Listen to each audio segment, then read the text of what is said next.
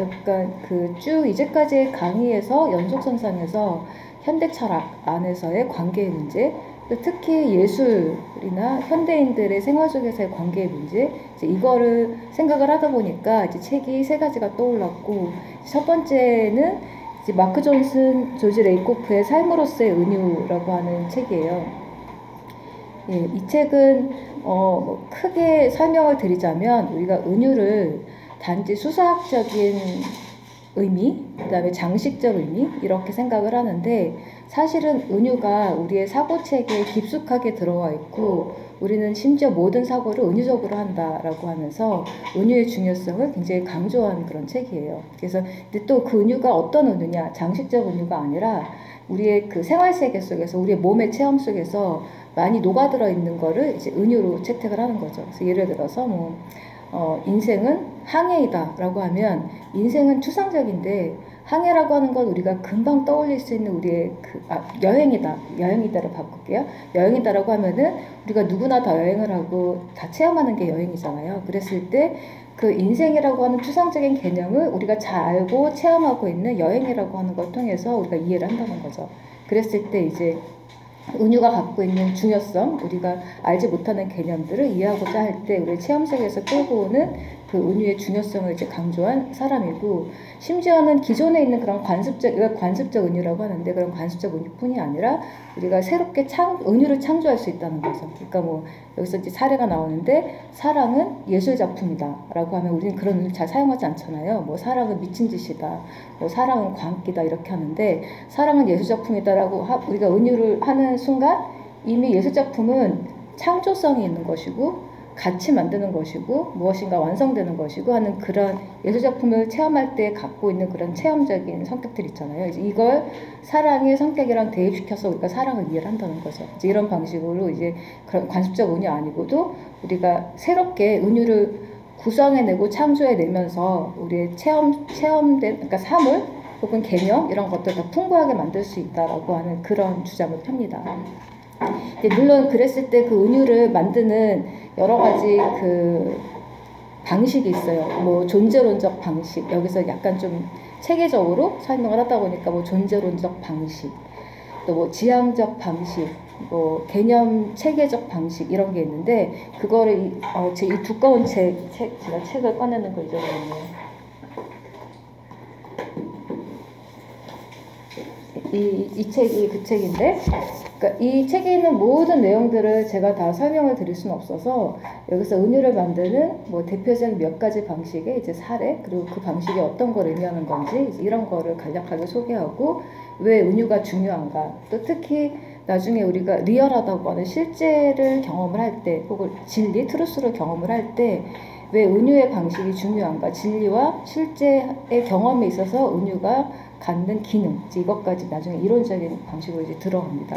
그런 내용들을 이제 하려고 그러는데, 그러니까 이거는 이렇게 내용으로 우리가 학습을 하듯이 이해를 하는 것도 좋지만, 가령 이제 우리가 글을 쓸 때 한번 이걸 실험을 해보는 거죠.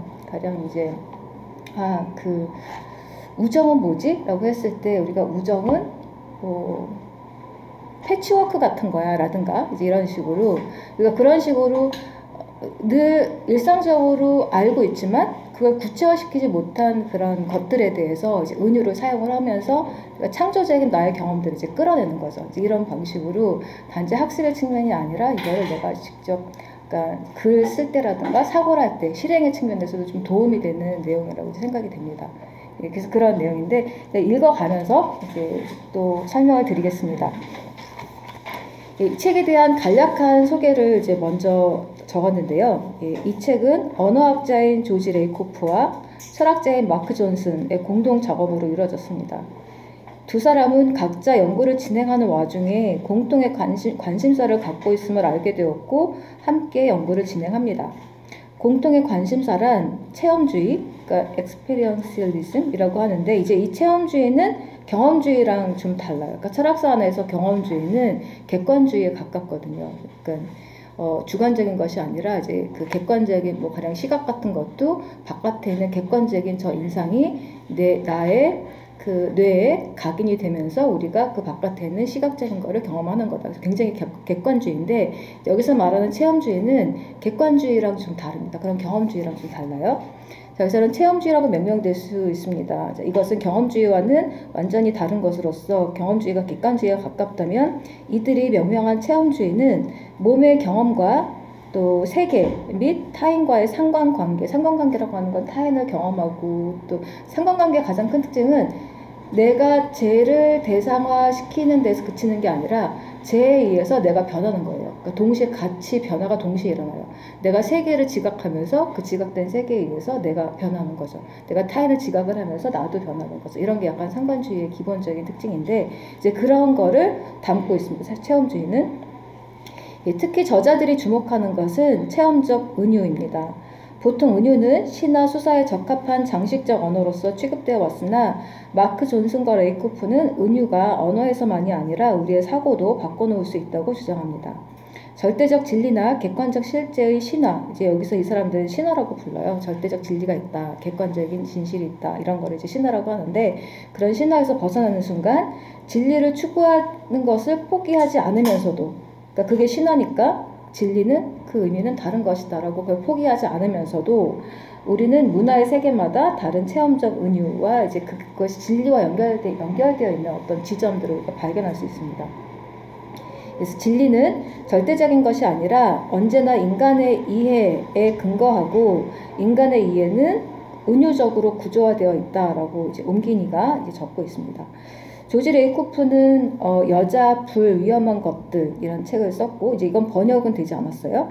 존슨은 마음속의 몸, 이건 번역이 되어 있습니다. 마음속의 몸을 썼으며 두 사람은 공저로 또 다른 책인 몸의 철학을 썼어요. 이거 되게 두꺼운 책이 하나 있습니다. 여기서도 은유에 대한 내용들이 쭉 나오는데 그거보단 이게 좀 요약판, 간단하게 알기 쉽게 설명한 판이라고 보시면 될 것 같아요. 자, 이들의 핵심 주장은 우리의 모든 사고와 이해의 뿌리가 우리의 신체적 활동에 있으며 보다 복잡하고 추상적인 사고는 신체적 활동을 토대로 하는 은유적 확장을 통해 이루어진다는 것입니다. 이 책은 여러 언어로 번역되었으며 영어권의 대학들에서는 교재로도 사용되고 있습니다. 이 책은 새롭고 심오한 내용을 다루지만 평이하게 서술되어 있어서 접근하기가 어렵지 않습니다. 따라서 마음의 본성과 이해의 문제에 관심을 갖는 독자들, 새로운 언어의 사용을 추구하는 독자들은 부담 없이 읽을 수 있는 책입니다. 그래서 이제 그 간단한 목차를 은유의 의미와 기술, 그러니까 말하자면 은유를 만드는 테크니컬한 측면 내지는 은유의 어떤 기본적인 어떤 은유들이 있는지 이런 걸 다루고 있고 그 다음에는 10페이지에 보면 새로운 은유는 앞에서 제가 관습적 은유라고 말씀드렸잖아요. 이미 다 알고 있는 은유들 이제 뭐 내 마음은 호수다 이것도 은유인데 이제 너무 관습적이잖아요. 그게 아니라 문제는 새로운 은유를 우리가 만들 수 있을 때 우리가 사고가 확장되고 우리의 체험을 통해서 우리가 알지 못하는 것들을 더 풍부하게 알아갈 수 있는 건데 그런 새로운 은유는 이제 어떤 것인가 이런 걸 하고 그 다음에 이제 12페이지에 은유와 진리 앞에서 절대적인 진리에 대한 신화라고 얘기했을 때 그럼 진리가 무엇인가 라고 질문 던졌을 때 이 사람이 그럼 절대적인 신화의 진리가 아닌 다른 진리는 어떤 것인가 라고 설명을 합니다. 이제 그런 진리. 그 다음에 진리와 이해하는 마음. 이해하는 마음에서 바로 제가 그 관계라고 하는 거를 좀 생각할 수 있는 계기가 됐었는데 그러니까 우리가 은유를 만들 때 혹은 은유를 이해할 때 그 이해하는 과정에서 타인을 이해할 수 있는 그러니까 하나의 그러니까 필드가 형성된다고 보는 거죠. 왜냐하면 누구나 다 몸을 갖고 있고 누구나 다 같은 세계를 체험하고 있으니까 다른 사람이 다른 개념을 다른 체험을 가지고 그러니까 그거를 이해했을 때 우리는 같이 몸을 가지고 이 세상을 살아가기 때문에 그러니까 내가 몰랐던 어떤 측면들을 이제 이해할 수 있게 되는 거죠. 그래서 약간 현상학이랑 좀 연관되기도 하는데 그래서 바로 저 은유의 사용에서 그러니까 그 타인을 이해할 수 있는 어떤 관계의 그 가능성 이제 이런 것들을 좀 저는 이제 읽었는데 이 책에서도 그런 비슷한 내용들을 합니다. 예. 자, 그래서 이제 그 하나씩 보면 은유의 의미와 기술, 이제 개념 체계. 네, 개념은 추상적인 거죠. 추상적인 거죠. 컨셉하면 이제 추상적인 걸 보통 이제 개념이라고 하죠. 자, 우리가 개념이라고 했을 때 우리는 추상적인 특징만을 떠올린다. 하지만 우리는 의외로 많은 개념들을 사용하며 이 개념들을 구체적으로 이해하면서 살아간다. 예를 들어서 인생은 추상적인 개념이지만 우리는 이것을 쉽게 이해한다. 근데 그게 뭐라고 물어보면 또 정의를 내리기 쉽지가 않죠. 우리가 은유를 사용해서만 정의를 좀 잘 내리겠죠. 또 사람도 마찬가지다. 이것도 추상적이지만 우리는 그걸 잘 알고 있죠. 근데 어떻게 알고 있느냐, 이제 이게 문제가 되는 거죠. 자, 그렇다면 무엇이 이 추상적인 개념을 쉽게 이해할 수 있게 만드는 것일까? 레이코프와 존스는 그것이 바로 은유라고 생각한다. 우리의 사고를 지배하는 개념들은 단순하게 지성의 문제가 아니다. 그것들은 가장 세속적인 부분에 이르기까지 우리의 일상적인 활동을 지배한다. 개념은 우리가 지각하는 것, 우리가 이 세계 안에서 살아가는 방식, 그리고 다른 사람과 관계를 맺는 방식을 구조화한다. 이제 구조화한다고 하는 거에 대한 구체적인 설명이 이제 뒤에 사례로 나올 거예요. 따라서 개념 체계는 우리의 일상적인 실제를 규정하는데 핵심적인 역할을 한다. 예를 들어 논쟁은 전쟁이다. 그러니까 논쟁과 말싸움은 다르거든요. 근데 이제 우리가 논쟁을 말싸움이라고 흔히 생각을 하는데, 이제 말싸움은 풀리지 않은 매듭만 해결하면 이제 풀릴 수 있는 걸 보통 말싸움이라고 이제 하는 거고, 사실에 대한 사실관계를 잘못 이해했거나 이럴 때 말싸움이라고 하거든요. 이 논쟁은 좀 각자가 갖고 있는 포지션이 달라가지고 설득을 시켜서야지만 해결이 되는 그런 것을 논쟁이라고 부르죠. 근데 어쨌거나 논쟁하면 우리는 말싸움처럼 생각하기 때문에 싸움이다, 전쟁이다 이렇게 생각을 하잖아요. 이게 일종의 은유인 거죠. 자, 이 은유를 생각을 해보면, 자, 이제 논쟁은 전쟁이다라고 하는 은유의 이걸 이제 표적 영역과 원천 영역이라고 이제 부르는데요. 이제 아래 설명을 하겠지만, 원천 영역은 우리의 신체를 통해서 우리가 일상 속에서 경험하는 그 영역을 원천 영역이라고 불러요. 그래서 전쟁하면 이거 원천 영역이에요. 근데 그 논쟁은 표적 영역이에요. 그러니까 표적이 되는 저 개념을 내 원천에서 갖고 있는 은유를 사용을 해서 저 표적에 대한 이해를 한다는 거죠. 그래서 논쟁은 표적이고 전쟁은 나의 생활에서의 원천 영역이에요. 자, 그래서 논쟁은 전쟁이다라고 하는 은유를 보게 되면 우리가 이렇게 쓴다는 거죠. 그 다음에 너의 주장은 방어할 수 없는 거야. 다 전쟁의 은유잖아요. 보면 또 그는 내 논쟁의 모든 약점을 공격했다. 그러니까 논쟁 중에 나올 수 있는 어떤 다 표현들이라는 거죠. 그의 비판은 정확한 표적을 맞췄다. 나는 그의 주장을 무너뜨렸다. 나는 그와의 논쟁에서 한 번도 이긴 적이 없다. 자, 여기서 보면은 방어할 수 없다, 공격했다, 표적을 맞췄다, 무너뜨렸다, 뭐 이런 모든 표현들이 우리가 쉽게 이해할 수 있는 표현들이잖아요. 그리고 그게 다 전쟁이라고 하는 것에서 오는 표현들이기 때문에 우리가 쉽게 이해를 하는 거죠. 자, 여기서 논쟁을 전쟁이라고 하는 원천 영역을 사용을 해서 논쟁을 이제 설명을 한다는 거예요. 이제 이게 일종의 은유예요. 자, 근데 문제는 여기서 우리가 잘못하지 말아야 되는 것은 그럼 논쟁 이퀄 전쟁이다 이건 아니라는 거죠. 그러니까 논쟁 이퀄 전쟁이 아니라 어떤 문화에서는 논쟁을 전쟁으로 이퀄하는 게 아니라 뭐 논쟁을 어떤 거로 또 의미로 될 수 있을까요? 논쟁은 뭐 매듭풀기이다 뭐 이런 것도 있을 수 있고 한데, 그래서 그러니까 이퀄로 하게 되면 바로 대체를 해버리기 때문에 이거는 폭력적이라고 보는 거예요. 왜냐하면은 그 전쟁으로 보는 문화가 있고 또 논쟁을 다른 것으로 보는 문화가 있고 여러 문화가 있는데, 단지 논쟁은 전쟁이다라고 했을 때 논쟁 중에서 전쟁과 관련된 의미를 부각시켰고 그 외에 다른 은폐된 아직은 가려진 의미들이 여전히 남아있다는 거죠. 논쟁 중에. 그래서 이제 그거 일치는 아니다. 이렇게 이야기를 하고 있습니다. 그래서 그 아래를 좀 더 읽어보겠습니다. 이 예에서 논쟁의 개념은 전쟁과 비교되면서 이해되고 있다. 전쟁이 방어와 공격과 표적 맞춤과 무너뜨림과 이기고 짐의 틀 안에서 경험된다면, 이게 틀이라고 하는 게 프레임인데 일종의 구조라는 거죠. 그러니까 전쟁이라고 하는 것이 갖고 있는 그 안에서 일어나는 모든 행동들의 그 구조, 그 프레임, 그 구조가 말하자면 논쟁에서의 그 구조 프레임으로 같이 적용이 되면서 그러니까 논쟁을 설명하고 있다는 거죠. 자, 이렇게 틀 안에서 경험된다면 논쟁도 전쟁과 유사한 틀, 오타입니다.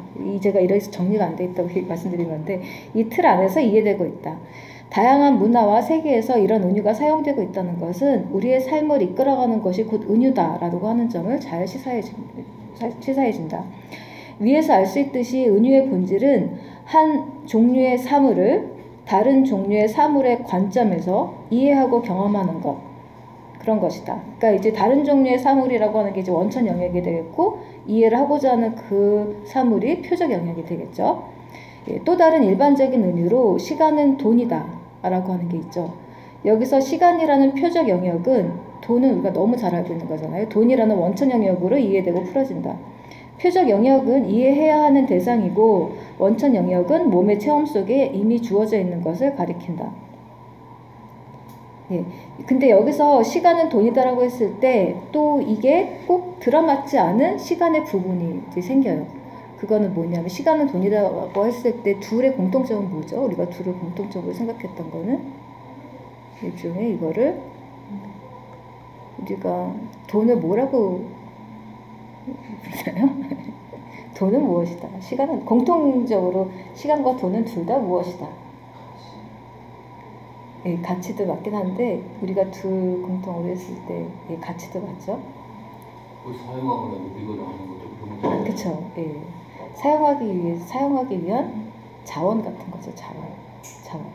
자, 그래서 시간은 돈이다. 일종의 자원이고 뭐 이렇게 이해를 하는 건데 그래서 시간과 또 노동력을 같이 놓게 된다면 노동력도 자원이 되면서 노동 시간과 같이 연결이 되고 이게 다 은유인 거죠. 노동력 자체는 추상적인 건데 이걸 시간으로 놓고 또 자원으로 놓고 돈으로 놓고 이렇게 되면은 다 은유를 통해 가지고 뭔가 같은 프레임 안에서 노동을 이해를 하는 거죠.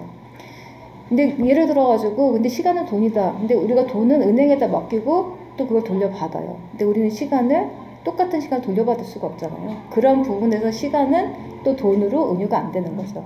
그래서 시간은 돈이다라고 했을 때 그 부분에서 부각되는 시간의 측면이 있고 동시에 하나가 부각되면 또 감춰지는 은폐되는 또 측면이 생긴다는 거죠.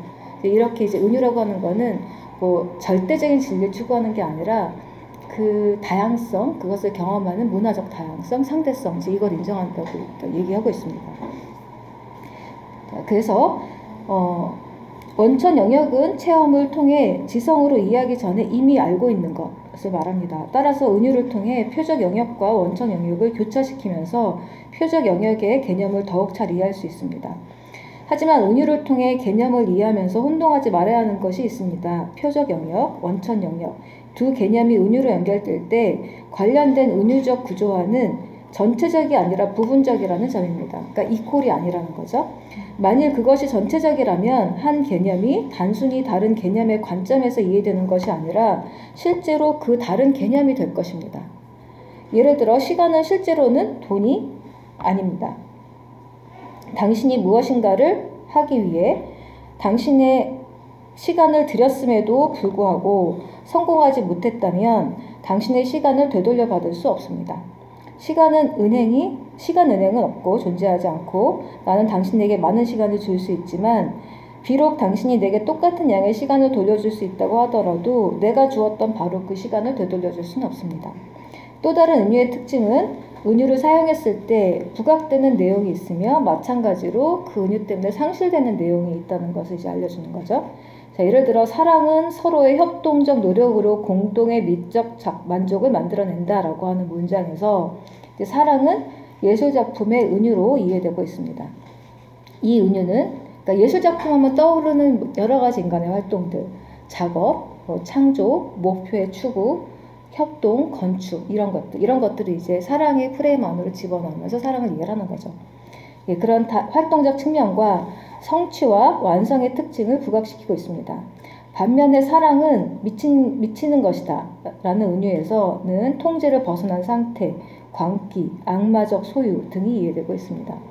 이 두 은유는 사랑의 개념에서 부각되는 사랑의 개념에서 부각되는 것들은 서로 다르며 또한 두 은유는 각자 부각되는 것의 대가로 은폐하는 것들이 이제 나오게 됩니다.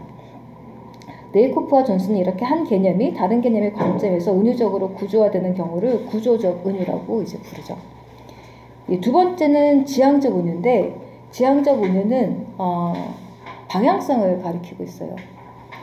그래서 뭐 행복은 업된 상태, 슬픔은 다운된 상태, 그 다음에 예측은 앞에 있는 것, 그 다음에 과거는 뒤에 있는 것. 이런 게 앞, 뒤, 위, 아래가 다 우리 일상적인 체험과 관련된 거잖아요. 이런 것들을 행복, 슬픔, 뭐 우울 이런 걸 다 연결시킨다는 거죠. 자, 그래서 다른 종류의 은유적 개념이 있는데 이것은 어떤 개념을 다른 개념의 관점에서 구조화하는 것이 아니라 상호 관련 속에서 개념들의 전체 체계를 조직하는 은유적 개념이다. 그러니까 어쩌면 우리가 그 반대말 같은 거 초등학교 때 배우잖아요. 반대말을 배울 때 행복의 반대는 뭐 불행이야라고 할 때 우리가 앞뒤, 뭐 좌우 이런 거를 동시에 같이 생각을 하면서 그 반대말을 이해하면 좀 더 구체적이 되지 않을까 이런 생각도 좀 드는데요. 하여튼 그런 걸 이제 지향적 은유라고 부릅니다. 지향적 은유는 우리의 신체 경험 및 이 신체 경험을 결정하는 물리적, 문화적 경험에 뿌리를 두고 있습니다. 이러한 지향성은 의도적으로 만든 게 전혀 아니죠. 누가 행복을 위로하자라고 약속한 게 아니잖아요. 그리고 이제 그래서 이거는 자연적인 것이고 굉장히 우리의 그러니까 우리가 왜 왼쪽은 불길한 것, 오른쪽은 뭐 불길하지 않은 것 이런 것도 어떻게 보면 약간 자연스러운 이런 건데 많은 사람들이 이렇게 살고 있으니까 예외적인 거를 불행한 것으로 보는 식으로 이런 것처럼 이제 좀 지향적 은유는 굉장히 문화적으로 만들어 놓은 그러니까 후천적인 것이라기보다는 자연과 동시에 생겨나는 것 같이 이제 느껴진다는 거죠. 그래서 자연과 문화가 동시에 녹아들어 있습니다. 예를 들어 우리는 행복을 위로, 슬픔을 아래로 생각하고 의식은 위, 무의식은 아래 이렇게 생각하죠. 그래서 나는 기분이 들떠있다. 지금 여기 있는 문장들은 다 영어 문장인데 이 책을 보면 어떤 경우에 그 영어 문장에 해당하는 한국어 번역이 없어가지고 되게 고민을 많이 한 그 저자가, 역자가 이제 그런 게 있었는데 상당히 비슷한 것들이 많이 있더라고요. 그러니까 문화가 달라도 공통적인 특히 이런 위아래 이런 경험은 정말 자연적이라고 느낄 수 있는 게 누구나 다 어느 문화가 비슷하게 사용을 한다는 거죠. 그래서 이제 위아래가 있는데 나는 기분이 들떠있다. 나는 사기가 올랐다. 나는 그녀를 생각할 때마다 의욕이 솟아오른다. 위로 올라온다. 나는 기분이 가라앉아 있다. 나는 우울증에 빠져들었다도 이게 아래 내려가는 거잖아요. 빠져들었다. 그 다음에 wake up, 깨어나라. up, 위로 올라가라는 거죠. 그 다음에 나는 잠에 골아떨어졌다. 골아떨어졌다. 그는 홍수 상태에 빠졌다. 또 이제 예견할 수 있는 미래는 위이거나 앞이에요. 그러니까 예견하는 그 미래의 그 예측. 다가올 모든 행사가 그 신문에 실려 있다. 다가올 이 앞에 있다는 거죠. 다가오는 거니까. 질문 있으신가요? 너무 뻔한 얘기라서 웃으시는 것 같기도 한데. 앞으로 무슨 일이 일어날까 걱정스럽다. 앞으로 이것도 앞이잖아요. 그다음에 이성적인 것은 위, 감정적인 것은 아래다. 이거는 한국어에서는 그렇게 크게 통용되는 것 같지는 않지만 이제 그 서양에서는 이성적인 것은 위에 있고 감정적인 것은 아래에 있다라든가. 또 그 토의는 감정적인 수준까지 떨어졌지만 나는 그것을 이성적인 수준으로 다시 끌어올렸다. 우리는 우리의 감정을 제쳐놓고 그 문제에 대해서 고차원적인 위에 있는 어떤 지성적 차원에서의 토의를 시작했다. 그는 자신의 감정 너머로, 그러니까 그것 위로 올라설 수 있었다. 올라설 수 없었다. 뭐 이런 것들이 보면 이성은 위, 감정은 아래, 무의식은 아래, 뭐 이런 식으로 이렇게 위아래에 차별성을 두고 있다는 거죠. 이처럼 다양한 공간적 은유들 사이에는 일종의 체계성이 있는데 이 체계성이 공간화 은유들 사이의 일관성을 정합니다. 일반적으로 좋음은 위로 향하는 지향성을 주고 이것은 행복, 행복은 위, 건강은 위, 지성은 위와 같은 경우들에서 일관성 있게 나타납니다. 이러한 은유에는 물리적이고 사회적인 근거가 많이 있습니다. 예를 들어 행복은 미소나 일반적인 팽창의 느낌과 물리적인 상관관계가 있어요. 그러니까 행복은 미소, 또 팽창하는 것, 부풀리는 것. 그래서 스피노자의 에티카를 보면 에티카가 기쁨을 그렇게 설명을 하거든요. 그러니까 이 물리적인 측면에서 연장적 그 측면이 관계를 확장을 하면 그게 이제 평행론이라고 얘기하잖아요. 물리적, 그 신체적 측면에서 관계를 확장하면 사회적 측면에서 기쁨이 생긴다. 그 다음에 물리적, 신체적 측면에서 이 관계가 축소가 되면은 이 정신적 측면에서 슬픔이 생긴다. 이렇게 얘기를 하거든요. 그러니까 스피노자도 이미 그 당시에도 이제 확장은 기쁨, 행복, 그 다음에 축소는 뭔가 슬픔, 우울 이런 걸 가지고 에티카를 일부분을 쓰죠. 근데 이게 단지 에티카일 뿐이 아니라 많은 경우에 그렇게 생각을 한다는 거예요. 자, 때로 우리는 행복해 있을 때 나는 기분이 부풀어 있다라고 하는 표현을 쓰죠. 그런 은유적 표현을 씁니다. 자, 하지만 일반적으로 우리는 좋음을 넓음보다는 위로 표현을 합니다. 그러니까 좋음을 넓은 것이냐 위냐 했을 때 넓음의 은유보다는 위의 은유를 더 많이 사용을 한다는 거죠. 우리의 물리적인 경험과 문화적 경험은 이런 경우 구별해내기가 아주 어렵습니다. 그러니까 물리적 경험이라는 건 자연적 경험, 그다음에 문화적 경험은 뭔가 이제 문화에 의해서 형성된 후천적인 경험 이런 건데 이런 데는 참 구분하기 어렵다는 거죠. 이 지향성 경험에서는. 왜냐하면 이런 물리적 경험은 문화적 정합성과 함께 작동하기 때문입니다. 예, 이제 3절 이제 새로운 은유. 우리가 금방 이해하는 은유들이 있습니다. 이런 은유들은 너무나 널리 퍼져 있어서 이해를 하기 위한 노력이 많이 필요하지 않습니다. 예, 제가 이제 뒤에 여기서 하나가 사례가 나오는데 이 은유를 만드는 테크닉에서 빠진 게 하나 있거든요. 그게 여기다 제가 넣지 않았는데 이게 존재론적인 은유라는 게 있어요. 존재론적인 은유. 그건 뭐냐면 그러니까 실체를 갖지 않는 것인데 실체를 가진 것으로 바꿔서 은유를 하는 경우예요. 가령 내 마음에 새로운 아이디어가 떠올랐어, 생겨났어. 이렇게 하게 되면 내 마음은 기체가 아니잖아요. 서브스탕스가 아니잖아요. 근데 그때 그 마음이라고 하는 거를 일종의 새로운 생각이 생겨나는 그릇처럼 그 은유를 하고 있다는 거죠. 그 다음에 새로운 아이디어는 그 마음이라는 그릇에 담겨있는 어떤 것이라고 했을 때 내 마음속에, 내 마음 안에 새로운 아이디어가 생겼어. 마음 안에라고 하는 것도 이미 지향성 은유죠. 그러니까 지향성 은유와 그 다음에 마음이라고 하는 기체가 아닌 것을 그릇처럼 기체로 만드는 이 은유가 같이 결합되어 있는데 그때 이게 존재론적 은유예요. 그러니까 마음이라고 하는 서브스탕스가 아닌 거를 그릇이라고 하는 방식으로 서브스탕스로 만드는 이제 은유. 이것도 세 번째 방식으로 이야기를 합니다. 그리고 이제 제가 조금 전까지 그 논문을 쓰다가 왔었는데 제가 쓴 논문 중에서 그러니까 논문의 주제가 뭐냐면 이제 저는 이제 현상학에서의 경험을 정신분석적 임상 상황에서 어떻게 적용을 시킬 수 있을까? 그러니까 정신분석적 임상 상황 이런 걸 얘기했는데, 근데 이 환자와 제가 읽었던 이제 정신분석가들 보면 비혼이라는 사람이라든가 또 클라인 그 다음에 앙지웨이 이런 사람이 있는데 이제 이 사람들은 어떻게 설명을 하냐면 이제 환자와 분석가가 이렇게 있을 때 분석가가 이제 보통 토킹 케어라고 해서 환자의 말을 들어주는 거잖아요. 근데 이제 환자의 말은 말이라기보다는 의미가 있는 말이라기보다는 일단 정서 덩어리, 충동 덩어리 이런 거라고 할 수 있죠. 이제 자기가 그거를 표상을 하지 못한 상태에서 그냥 어떤 정서를 뿜어내는데 그때 분석가는 단순하게 그 말 사이에 있는 빈틈, 실수 이런 거를 뽑아내는 거에 그런 탁월한 사람인가?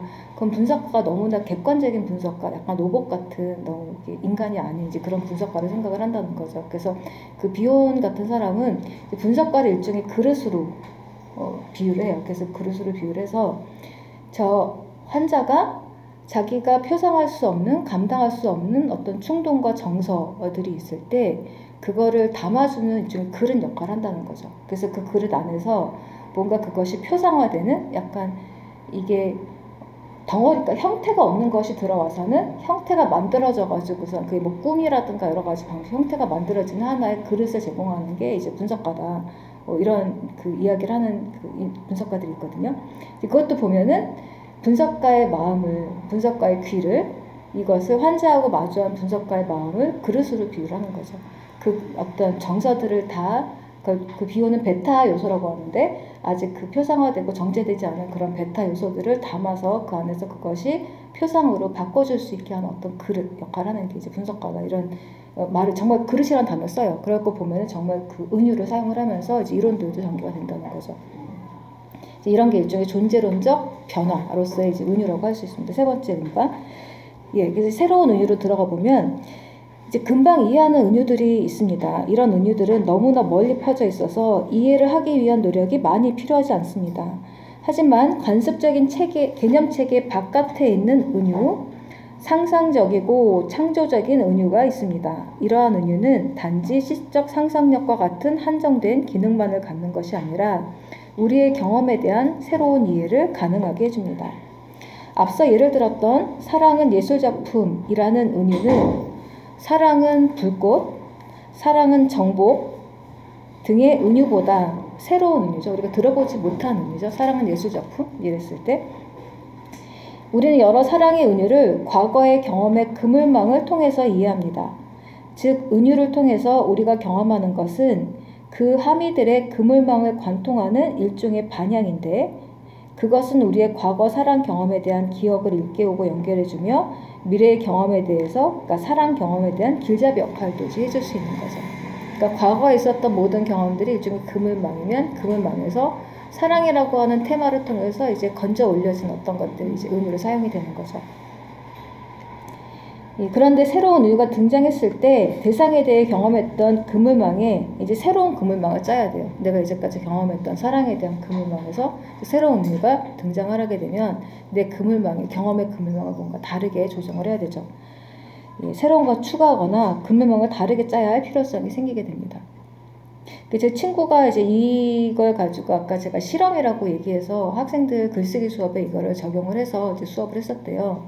그랬을 때 뭐 약속은 뭐다, 뭐 우정은 뭔가 이렇게 했는데 약속에 대해서 그 은유를 갖고 오면서 보통 사람들이 생각하지 못했던 측면들을 가지고 이야기를 하는데 그건 너의 생각이지 이게 아니라 누구나 다 한 번쯤은 그런 경험들을 의식하지 못한 상태에서 해봤기 때문에 다들 이해를 했다는 거예요. 그래서 오히려 그 약속이라고 하는 것 자체에 대한 어떤 경험의 다양성, 그러니까 상대방을 인정을 해주는 거죠. 아, 이런 너의 경험도 특별하고 나한테도 그런 경험이 있었던 것 같아 라든가 이런 방식으로 이제 그러니까 그런 굉장히 소통의 장이 열려졌다고 하더라고요. 예를 들어서 또 이제 내 문제의 해결이라고 보면 이게 솔루션이라고 하는 건 이미 약간 다의적이에요. 솔루션은 용액이라는 뜻도 있잖아요. 녹다, 녹은 용액. 솔루션이라고 해결하는 뜻도 있죠. 사실은 이게 사전상의 두 가지 의미가 아니라 한 가지 의미인데 이게 은유로 사용될 수 있다는 거죠. 그러니까 내 문제 해결, 내 문제가 녹았어. 이 말은 문제는 뭔가 앙금이었어. 앙금이 다른 어떤 촉매가 들어와서 그 앙금을 녹아버리게 만들었어. 그러니까 우리 화학에서 보면 어떤 그 녹지 않은 것이 있을 때 촉매제를 집어넣으면 그것이 녹으면서 우리 물에 다 섞이잖아요. 이제 이런 방식으로 이제 해결을 생각할 수 있다는 거죠. 자, 그럼 떠오르면은 문제를 해결하려면 촉매제가 필요해. 뭔가 이 문제를 해결하기 위한 나 혼자 이거를 앙금을 녹이지 못할 때 촉매제가 필요해라고 하는 생각까지 들어오겠죠. 이런 방식으로 이제 또 은유가 확장이 된다는 거죠. 그래서 이제 이 은유는 문제를 침전물로 바라보고 어떤 촉매제가 끼어들어가 침전물로 용액이 되었을 때 문제를 해결하는 것으로 보는 그런 화학적 은유를 쓰고 있습니다. 그리고 이런 화학적 은유는 우리의 문제들이 우리에게 다른 종류의 실제를 갖게 해준다는 것을 의미합니다. 그러니까 다른 종류의 실제라고 하는 건 우리가 생각했던 그 문제들이 갖고 있었던 그 리얼한 측면이 지금 그 화학적 은유에 의해서 침전물로 했을 때 또 다른 그것의 어떤 구체적인 특징 이런 걸 이제 우리가 깨닫게 한다는 거죠. 그래서 새로운 은유에는 새로운 실제를 창조하는 힘이 있다. 그래서 이렇게 얘기해요. 새로운 은유에는 새로운 실제를 창조하는 힘이 있다. 하나의 새로운 은유가 우리의 행동의 근거가 되는 개념체계 안으로 들어오면 그 은유는 그 개념체계뿐만 아니라 그 개념체계가 만들어내는 지각과 행동도 변화시킬 것이기 때문이다. 이제 이 말은 뭐냐? 우리가 지금 문제를 그 침전물로 이해하고 촉매를 통해서 해결되는 거라고 이해했을 때 이 문제를 대하는 지각 방식이 달라지게 되는 거죠. 그러니까 문제를 대하는 이걸 해결하려고 하는 지각 방식이 달라지게. 제가 아까 촉매제 얘기했잖아요. 뭔가 촉매제가 필요해. 외부적인 어떤 요인이 필요해. 사실은 보면은 우리가 그 중재자 요즘에 퍼실리테이터라는 말도 있잖아요. 그러니까 막 두 대립되는 입장 진영에서 해결을 못하고 계속 갈등 상태에 있을 때 그 퍼실리테이터라는 말이 있었던 것 같은데, 그러니까 외부에 있는 누군가가 들어와서 그 문제를 해결해요. 그게 일종의 촉매제 같은 거죠. 근데 이제 문제를 그냥 그 안에서만 해결하겠다라고 보는 거는 이제 화학적 은유를 잘 모르는 사람들이었던 거죠. 이런 방식으로 그걸 지각하고 경험하는 방식도 달라질 수 있게 됩니다. 보통 전통적인 은유 이론은 실제를 변화시킨다거나 창조한다고는 생각하지 않았다. 은유를 우리가 일상적으로 수행하는 활동이라기보다는 다만 언어의 문제로 간주했기 때문이다. 그러니까 이제까지 우리가 생각했던 은유는 그냥 언어적인 은유, 수사학적인 은유, 예쁘게 만드는 은유 이런 거였는데 여기서 말하는 은유는 실제를 약간 바꿔놓는 은유, 실제를 지각하는 방식을 바꿔놓는 은유지 이런 것까지 이야기를 하는 거죠. 그래서 단어들은 실제를 바꿀 수 없다는 것이 전통적인 은유 이론의 주장이다. 이제 인용문인데요. 은유가 단지 언어의 문제이며 기껏해야 실제를 묘사할 수 있을 뿐이라는 생각은 실제적인 것은 인간이 이 세계를 개념화하는 방식과는 전적으로 무관하게 독립되어 있다는 입장. 이게 객관주의죠. 그러니까 이 언어는 언어고 실제는 실제고 실제는 불변적이야. 그래서 단지 우리는 그 언어를 가지고 좀 더 장식적으로 이야기할 뿐이야. 주관적으로 이렇게 이야기하는 거죠. 자, 그 무관하게 독립되어 있다고 하는 그 입장. 자, 마치 실제에 대한 탐구는 오로지 물리적인 세계, 뭐 물리학이나 화학만 할 수 있어 라고 하는 그 태도, 여기서 비롯된다는 거죠.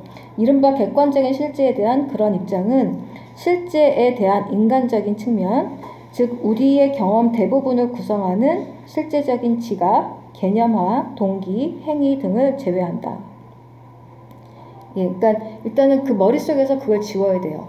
실제에 있는 것은 영원 불변하게 그냥 존재하는 것이다. 인간이 있건 없건. 요즘에 이제 그런 걸 철학 어떤 사조가 나오기도 하는데 그 새로운 철학으로 그게 아니라 실제는 인간이 경험하는 것도 실제 일부야. 인간이 지각하는 것도 실제 일부야. 라고 하는 그 실제도 바뀔 수 있어. 라고 하는 이제 약간 이런 방식으로 태도를 좀 바꿔야 되는 거죠. 예. 그러나 실제의 인간적인 측면이야말로 우리에게 문제가 되는 것이 대부분이다. 이것들은 문화에 따라 각각 다른데 그 이유는 상이한 문화는 상이한 개념체계를 갖기 때문이다. 예.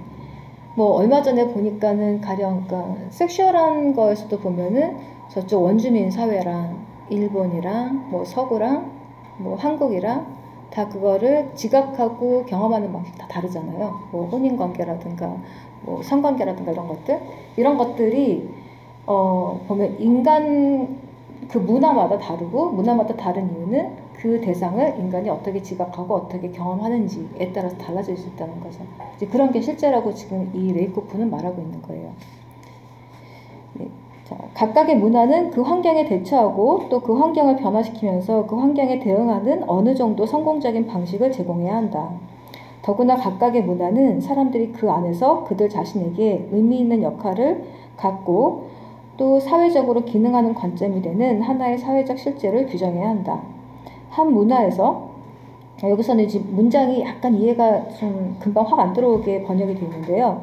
그러니까 사람들이 각자 자기가 행동하는 그 방식이 그 문화 안에서 보편적인 의미가 되는 그런 방식의 행동이 이제 은유라는 거죠. 그러니까 은유가 내 행동이랑 따로 노는 저 은유. 그러니까 나는 그냥 머리로만 이해하는 은유 이게 아니라 이미 나의 행동이나 지각이나 모든 활동이 그 은유를 구성하는데 내가 이미 거기에 있는 그런 종류의 은유여야 된다는 거죠. 그렇게 보자면 예, 문화 그렇게 보자면 이제 얼마 전에도 수업을 하다가 그런 내용을 잠깐 얘기했었는데. 예, 가령 이제 가부장제라고 하는 거라든가 대학이라고 하는 거가 일종의 제도잖아요. 근데 제도는 누가 그걸 끌고 간다고 생각해? 이제 학생들한테 물어보면서 그게 원래 있는 거야? 그 제도 속에서 생활하는 사람이 있기 때문에 그 제도가 가는 거야. 이제 대학의 왜 존재? 열심히 우리가 대학에 들어가려고 하고 그 대학의 구성원이 되려고 노력을 하기 때문에 대학이 제도가 있는 거지. 이제 이런 얘기를 한 적이 있었거든요. 가부장제가 왜 있어? 가부장제 속에 생활을 하면서 거기에 내가 참여하고 있는 나의 활동에 참여하고 있으니까 가부장제가 계속 유지가 되는 거지. 뭐 이렇게 이야기한 적이 있었는데 이제 은유도 비슷하다는 거죠. 그 일종의 문화라고 봤을 때 문화는 내가 경험하고 생활하고 지각하는 거랑 따로 추상적인 관념으로 있는 게 아니라 내가 그것에 참여하는 그러니까 일종의 내가 거기 내가 거기 참여하는 거죠. 참여하면서 이제 그게 문화가 되는 거죠.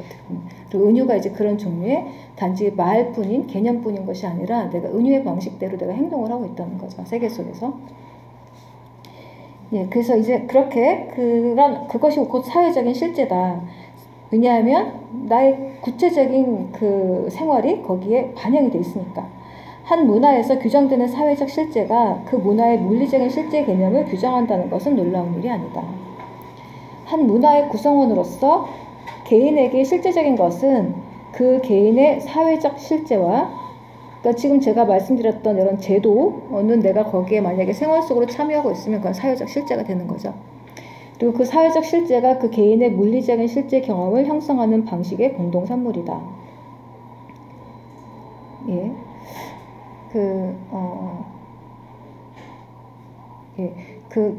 이거는 정신분석에서 누가 농담으로 얘기했던 건데, 미국에서 누군가가 유럽에 있는 대학에 가서 여기가 뭐 무슨 대학이에요? 소르본네요. 그래서 한참 다 구경시켜줬는데 나중에 그럼 대학 건물이 어디 있어요? 하고 물어봤다는 거예요. 그러니까 한국은 대학 하면은 정문으로 들어가서 대학 건물이 잘 있잖아요. 근데 이제 외국은 정문이 없고 그냥 군데 건물들이 이렇게 있으니까는 이제 그거를 그 소르본네라고 몰랐던 거지. 다 본 다음에 그 소르본네가 어디 있어요? 라고 했을 때 그거는 물리적인 실제, 저 건물, 정문과 그 다음에 문화적 실제, 대학이라고 하는 거를 여기서는 다르게 이해하고 여기서는 또 다르게 이해하고 하는 거는 결국 우리가 지각하는 저 물리적 실제만 우리가 경험하는 게 아니라, 그러니까 저 정문만을 경험하는 게 아니라, 혹은 저 건물만 경험하는 게 아니라 저 정문과 대학이라고 하는 것을 같이 결합하면서 우리가 저 실제 경험을 하는 거죠.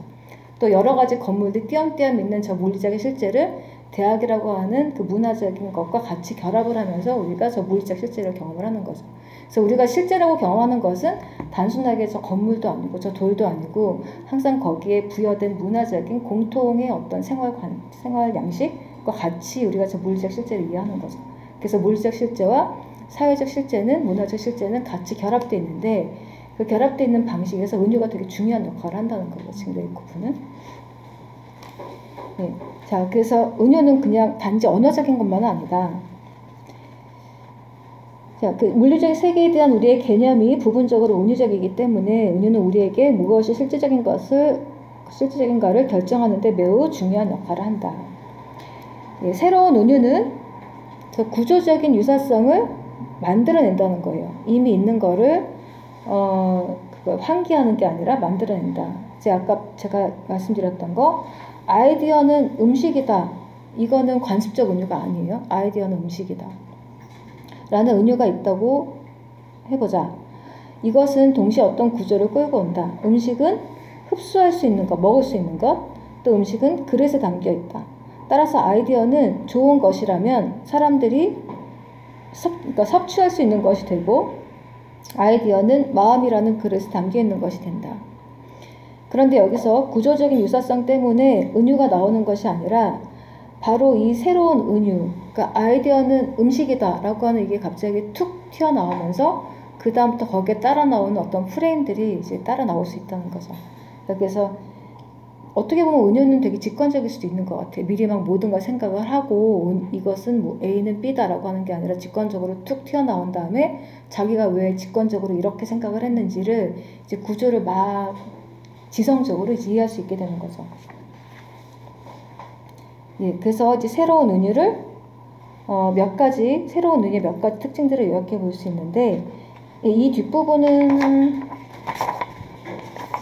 쉬었다가 지금 50분이니까 쉬었다가 또 하겠습니다.